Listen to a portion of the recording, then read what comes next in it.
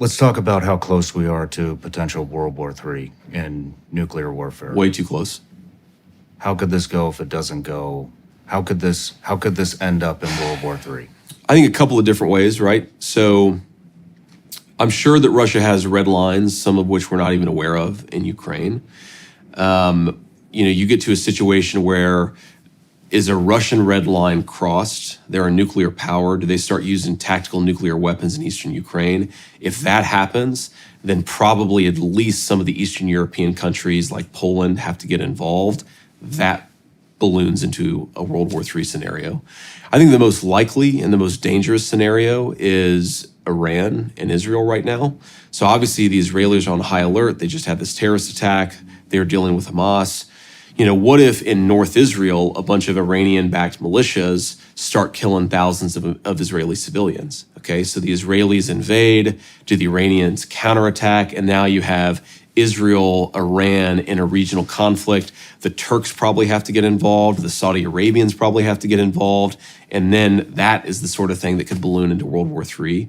And then the final thing, man, is China wants Taiwan, right? Everything that we have tells us the Chinese want Taiwan. America, I think, has left Taiwan in a really crappy position because we've sent all our weapons to Ukraine. The Taiwanese, I don't know that they could repel a Chinese invasion right now. And so do the Chinese invade Taiwan? That leads to some sort of accelerating conflict there. So there are basically at least 3 hotspots in the world right now that each have the potential to become a major worldwide conflict. It's really scary. And this is one of the reasons why I say, you don't want an incompetent as president of the United States right now. You go back, look, there are some people I disagreed with. I disagreed with a lot of George W. Bush's foreign policies, obviously disagreed with a lot of Barack Obama's foreign policies, but these were fundamentally capable human beings, right? Donald Trump is a capable human being. I think more than capable, but I'm biased. Kamala Harris is not a capable human being. Do you really want, in the midst of a high-pressure conflict, her negotiating with Xi Jinping about Taiwan? Or do you want her over there in Moscow or Kiev negotiating with the Russians, with Vladimir Putin about the peace settlement in Ukraine? This is scary, scary stuff. And you talk about a person like Kamala Harris who can't even answer a simple question without retreating into slogans and talking points. What about when the cameras are off and she's in a private room with world leaders? That's scary, scary stuff. And that's maybe what worries me about more than any of her domestic policies is what happens if the shit hits the fan? I don't think Kamala Harris can handle it. Why do you think China hasn't made a move on Taiwan yet? It seems like every chess player on the globe has made the move since the Biden and Kamala took office. And so why hasn't China made their move yet? What are they waiting for? I think there are a few different explanations, and maybe all of them are true, at least a little bit. I think one thing is, even in a relatively weakened position, it's not an easy military maneuver. So maybe the Chinese don't want to kill a lot of people, especially their own people. Maybe that destabilizes them politically. That's one solution or one possible answer. I think another possible answer is, look, Xi Jinping. My understanding, and this is all guesswork. We're sort of judging with imperfect information, but my understanding is that he is not in the strongest position politically right now, that 5 years ago, or maybe 5 years in the future, he'll be in a slightly stronger political position. And so maybe it's more likely to happen, say, not in 2027, as opposed to, so 3 years from now, as opposed to right now. The other thing that you hear is maybe that the Chinese don't think they ultimately need it, right? So maybe we're actually misunderstanding what their calculus is. Maybe their attitude is they can control Taiwan from the outside without ever having to invade it and control it from the inside. And there's probably some element of truth to all those explanations, but I think eventually, my guess is they're eventually going to make a real military move on it. It's probably going to be sooner rather than later. I hope not, but we'll see. Because right now, if they do it, we're not in a good position with the leadership we have. Those are some perspectives I haven't heard before. Thank you. Yeah. Let's move on to the border. Sure. So the border, we have, I hear 11 million, 15 million, 21 million. Yeah. Whatever. It's millions and millions and millions of illegal Correct. immigrants that are calling the U.S. home now. That's right. We're paying for it. You guys have a plan. I'd like to dive into how exactly are you going to go after and remove all of these immigrants? Yeah. So first, let me preface that because I think you got to stop the bleeding, right? Whenever you got a problem, like, somebody cuts your leg off, stop the bleeding and then figure out how you're going to reattach the leg. The stop the bleeding thing that we have to do is reclose the border, right? Re-implement deportations, re-implement the Remain in Mexico policy. I think people don't fully realize that the reason the border is such a nightmare is that somebody will come into the country, say that they're seeking asylum, and if you're Border Patrol, you have to let them into the country. They get a work permit, they can live in the country for 10, 12, 15 years, and then maybe 10, 12, 15 years later, they get a court date to adjudicate whether their asylum claim is legitimate. But of course, most of them don't show up for that court date, right? So that's one of the main reasons why you have an open border. The way that Trump solved that is he made all these people wait in Mexico while their asylum claim was being adjudicated, which means a lot of people never came to begin with because they didn't want to go to Mexico. They wanted to go to the United States, right? So you re-implement those policies, you get illegal immigration back down much lower. It's well north of 10,000 a day under the last couple of years of Kamala Harris's leadership. Get it much lower, and then you figure out what to do with I think it's probably 25 million illegal aliens who are here right now. So the way I think about this, and I'm asked by the media about this all the time, and I always say, it's like eating a sandwich, right? It's like asking somebody, okay, how are you going to eat this sandwich? It's 10 times as big as your mouth.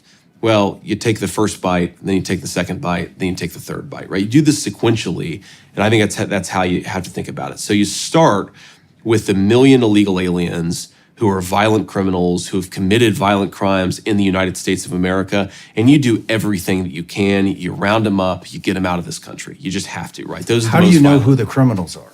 Because most of them have actually committed crimes in the country, right? So either they're in American jails or they were released. I mean, Kamala Harris has released a lot of people who were arrested for committing violent crimes, and then some of them go on and commit further violent crimes. Some of them are just bouncing around. They probably are committing crimes but not being caught. But that's a real law enforcement focus. Get the violent criminals out of here and you focus on them. And I think there are a few other things that you got to do to make it, frankly, harder for illegal immigrants to take advantage of the country, right? You got to end the Social Security fraud and the Medicare fraud so that people aren't able to get free benefits, free health care.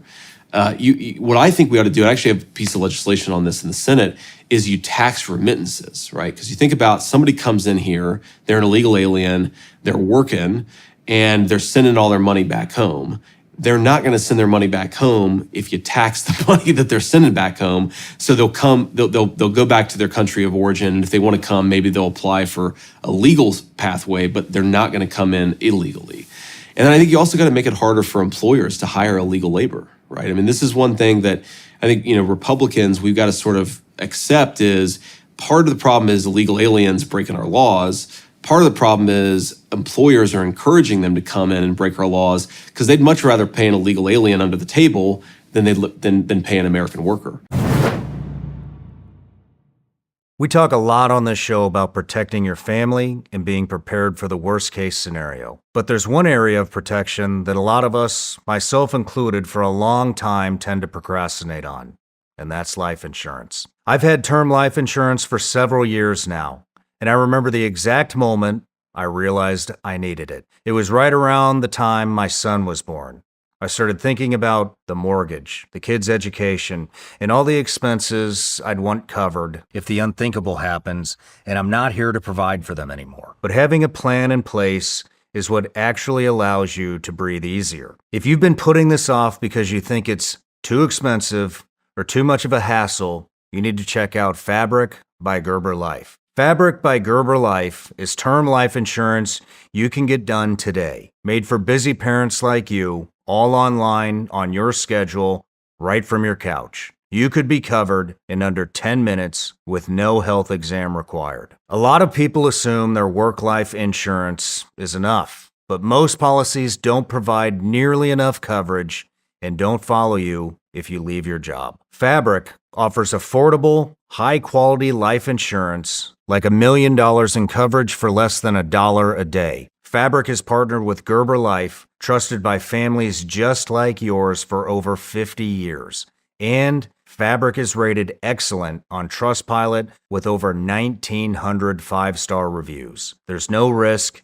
You get a 30-day money-back guarantee, and you can cancel at any time. Join the thousands of parents who trust Fabric to help protect their family. Apply today in just minutes at meetfabric.com/srclips. That's meetfabric.com/srclips. meetfabric.com/srclips. Policies issued by Western Southern Life Assurance Company, not available in certain states.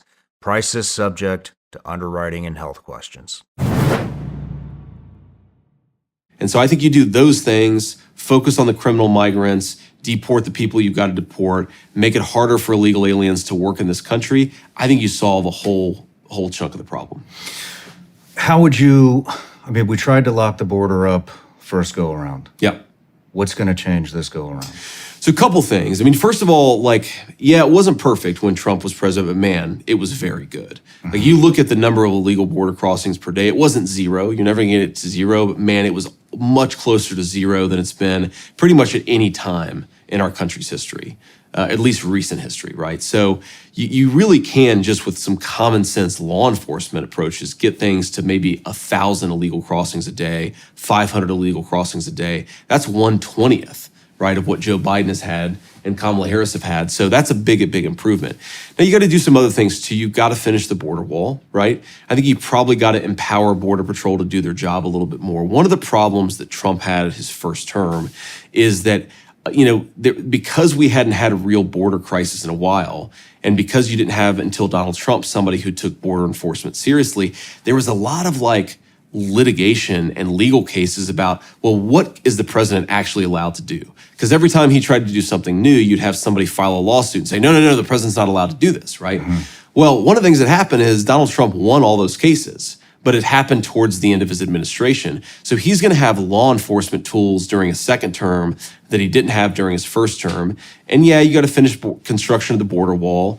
There's a lot of cool technology that you can use, AI, infrared. I've seen some crazy stuff where, you put a camera in the desert and it's got, 20-mile line of sight in either direction. And then somebody comes from 8 miles away and the AI can identify, is that a person? Is it a rabbit? Is it a fox? Is it something else? Is it a person with a gun or a person, who's just a little kid? You actually can use technology to identify illegal migrants who are trying to cross the border. You just have to empower law enforcement to do that stuff. And I think that's what Donald Trump wants to do. In fact, I know it's what Donald Trump wants to do. And again, it was quite successful the first term. It can be more successful the second go around. Very good. Very good. Let's talk about government reform. Yeah. So a big one. Looks like Elon is going to be on the cabinet and yeah. will be in the charge on the government efficiency department, yep. if that's what you call it. Yep. Have you spoken with him about the plan, how he's going to do it? Well, I've spoken, you mean with the president or with Elon? With Elon. With Elon. So I've spoken with Elon a little bit about it. And, I think that the way that this is envisioned is you set up you set up an organization with very smart people from the private sector and a few smart people from government, and you go in and you say, how are we going to fix all the broken inefficiencies? And the thing that's complicated about this, man, is it's going to look much different in, say, the Department of Defense versus Social Security, right? One of the biggest problems in Social Security is fraud. You've got a lot of illegal aliens. I've actually had friends of mine who have had their Social Security account drawn down, and then when they go to the IRS says, oh yeah, an illegal alien used your Social Security number, but we're not allowed to reveal that person's information. A person who's using your Social Security number to defraud you, your own government is saying, we can't tell you who that is, right? Are you serious? I'm dead serious. Crazy stuff is happening out there in this country. So you got to fix that problem. Now that's a Social Security fraud problem. Now at the Department of Defense, right, we've got it's not, so much a fraud problem as it is a procurement problem. So you ask yourself, how do we end up paying 6 times what the Chinese are paying for ships? Or why are we paying 5 times what the Russians are paying for artillery shells? You need somebody to go in there and actually fix that procurement process. And the honest answer, man, and I hate to say it because a lot of these companies do important work, we want our troops to have the best weapons. There are a lot of companies that are getting really rich because Uncle Sam is run by idiots, right? And so you go in and you fix that procurement process, You do less procurement based purely on what something costs, and more procurement that tries to, force companies to be a little bit more efficient. So there's a lot that you can do there, and you just got to go department by department. And what makes it complicated is, again, each department is a little bit different from the next one. And I think you just got to, for 4 years, go one right after the other and make this country's government more efficient. I mean, let me give you a statistic, just absolutely insane. So 2019, this government spent about $4.4 trillion, right? That's a lot of money. In 2024, our government will probably spend close to $7 trillion. Okay, so 4.4 to 7, $2.6 trillion of additional spending. A little bit of that is Social Security because you have an aging population. Some of that's fraud, right? Illegal aliens committing fraud. A little bit of that is Medicare because, again, you've got an aging population. But of that $2.6 trillion that we're spending, that's just in 4 years, dude. 4 years, $2.6 trillion. Probably $2.4 trillion of it has nothing to do with Social Security, nothing to do with Medicare. There's a lot of waste, there's a lot of fraud, and there's a lot that we can fix in that $2.4 trillion. Save people a lot of money, allow the private sector to grow instead of destroying the private sector, and also hopefully give people some of their hard-earned money back, because if their government's wasting trillions of dollars, who's paying for that? You are, and I am. What agencies or departments of government would you start with? Yeah, that's a good question. I haven't thought about that, actually. I think you got to start with fraud in what you might call the welfare system. Okay, so Section 8 housing. Okay, and I believe, by the way, that if somebody's down on their luck, they lose their job. You don't want kids being homeless. Okay, but that program should exist. Number one, for people who are actually down on their luck, and number two, for people who are legally in this country to begin with. So a lot of Section 8 money goes to illegal immigrants, either through fraud or because even though Section 8 housing is not supposed to go to an illegal alien, if you're the son of an illegal alien or the daughter, then you can benefit from that system. So I think you got to go into sort of the welfare system, make sure that it's actually going to the people who are entitled to it and not to, frankly, illegal aliens. That's probably where I'd start, because that would help solve the immigration problem too. So you kind of kill two birds with one stone there. Man, I think the defense procurement process is really broken. And what it means is that we have a lot of weapon systems that are outdated, and we're not doing as much technology innovation in what we're giving our troops. I mean, you know this better than anybody, but like whether we win the war of the future is in large part a technology battle, right? You don't want our troops out there waving around knives when the other guys have guns. There's a lot of cool stuff happening in drone technology. There's a lot of cool stuff happening in underground, or I should say underwater submersibles, unmanned submarines. Like, we should be giving our troops the best stuff. But to do that, you've got to fix how the Defense Department actually buys weapons to begin with. What about IRS, CIA, FBI? Yeah, so I don't think the CIA wastes a ton of money. So that's not an efficiency problem, but I think it's corrupt, right? That's just a basic, there's lawlessness within our intelligence services. We know this after the 2016 Russia hoax. I mean, we have to remember there are actually members of the intelligence community who were leaking stories to CNN that Donald Trump was paid off by the Russians. Totally fabricated. None of those people have been fired. And they ran the same playbook in 2020. Remember the Hunter Biden laptop story, that they used our own intelligence services to justify big tech censoring that story, right? Why did Google, Facebook, Twitter, why did they all censor that story? Because some of the members of our own intelligence services, the FBI, the CIA, were telling them, you're not allowed to run this story because it is Russian disinformation, right? So you have to fix that problem. I don't think you save a lot of money doing it, but you make the people's government work better, which is maybe the most important thing. Interesting. With your discussions with President Trump and Elon Musk, is there any estimation on what percentage of the government we can see go away? No matter where you're watching Sean Ryan Show from, if you get anything out of this, please like, comment, subscribe, and most importantly, share this everywhere you possibly can. And if you're feeling extra generous, please leave us a review on Apple and Spotify podcasts.